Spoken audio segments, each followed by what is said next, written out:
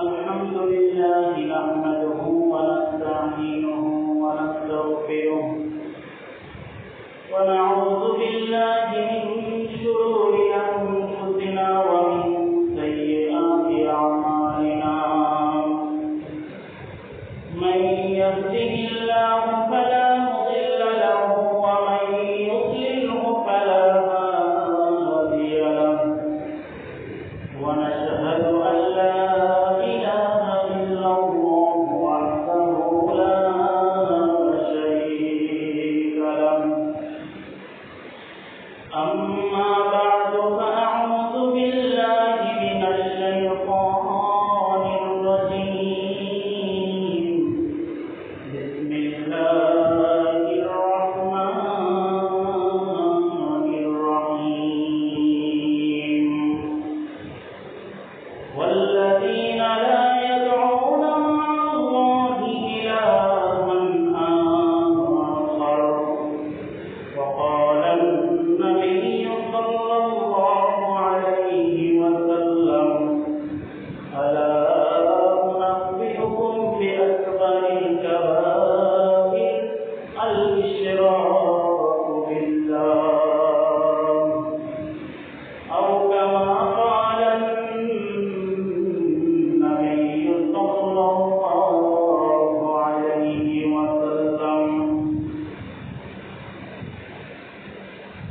وقال الشاعر جدو میرا تو سب میرا فلک میرا زمیں میری جدو میرا تو سب میرا فلک میرا زمیں میری اگر ایک تو نہیں میرا تو کوئی شے نہیں میری أعوذ بالله من الشيطان الرجيم إن الله وملائكته يصلون على النبي يا أيها الذين آمنوا صلوا عليه وسلموا تسليما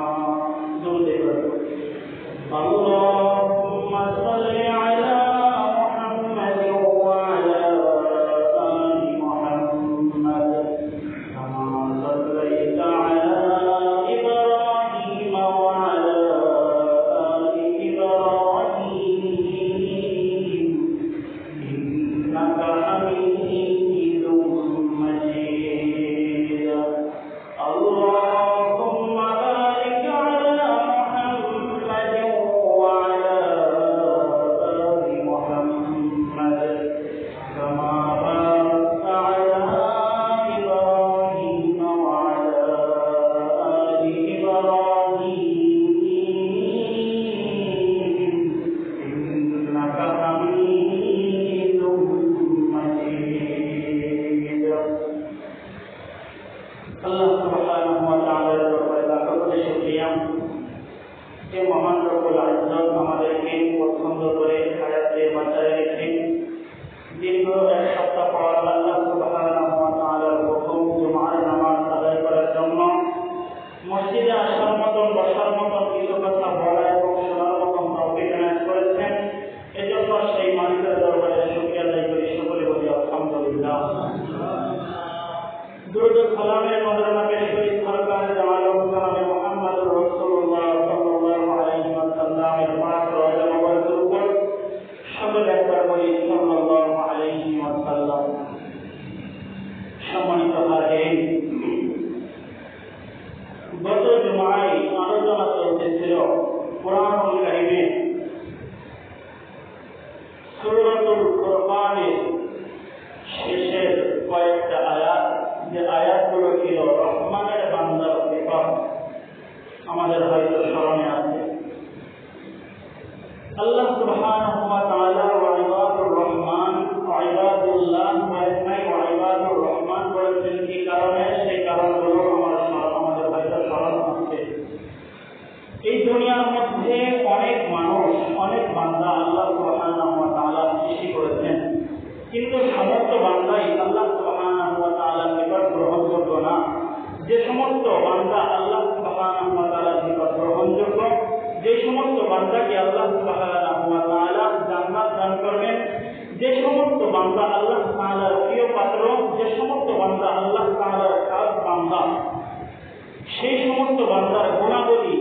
হওয়া উচিত, সেই সমস্ত বান্দার মধ্যে কি সিফাত, কি বৈশিষ্ট্য থাকা উচিত, সেই বৈশিষ্ট্যগুলো আল্লাহ সুবহানাহু ওয়া তাআলা কোরআন কারীমের মধ্যে বর্ণনা করেছেন সিরিয়াল ভাবে। তার মধ্যে থেকে 4টা বর্ণনা অলরেডি হয়ে গেছে গত জুমায়। এই জুমায় 5 নম্বর বর্ণনা। আল্লাহ সুবহানাহু ওয়া তাআলা ইরশাদ করেন যে রহমানের বান্দা, আল্লাহ তাআলার প্রিয় পাত্র, আল্লাহ তাআলার কাছের মানুষ, নিকটের মানুষ হওয়ার একমাত্র যে বান্দা রয়েছে, তাদের মধ্যে যে গুণ থাকবে, যে বৈশিষ্ট্য থাকবে, সেই বান্দার 5 নম্বর বৈশিষ্ট্য হবে, 5 নম্বর সিফাত হবে। আল্লাহ সুবহানাহু ওয়া তাআলা বলেন, ওয়াল্লাযীনা লা ইয়াদউনা মা'আল্লাহি ইলাহান আখার। 5 নম্বর বৈশিষ্ট্য যে ওই সমস্ত বান্দা, যেই বান্দা আল্লাহ তাআলা ব্যতীত অন্য কাউকে ডাকে না, অন্য কাউকে ইলাহ রূপে গ্রহণ করে না, ওই সমস্ত বান্দা, সেই বান্দাদের অন্তর্ভুক্ত রহমানের বান্দার অন্তর্ভুক্ত। যে ব্যক্তি আল্লাহ তাআলার সাথে কাউকে শরীক করে না।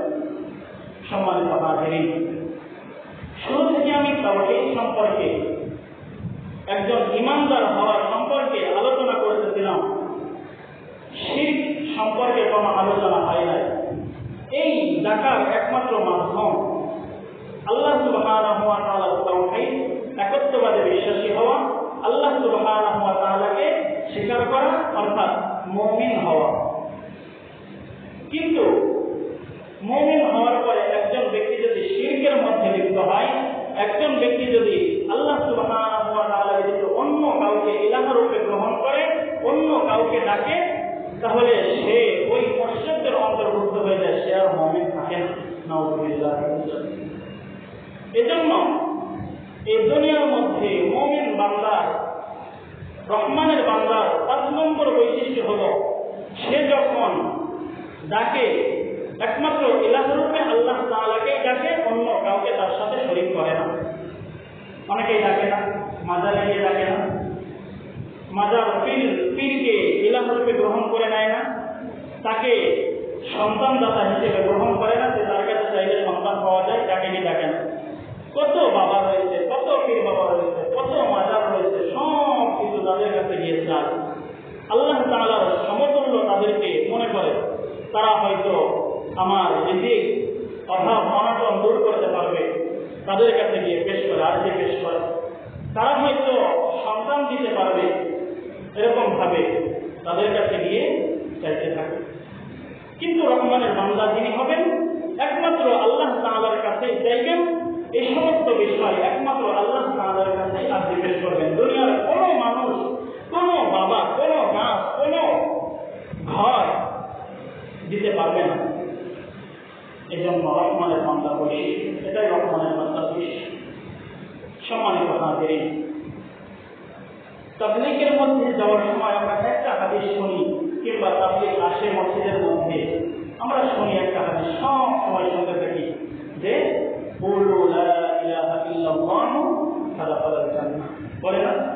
অনেকে এই হাদিসটা মুখস্থ, যদি মানে এই ইবাদতটাই মুখস্থ হয়ে গেছে, আরবিটাই মুখস্থ হয়ে গেছে, কুলু লা ইলাহা ইল্লাল্লাহু ফাদাখালাল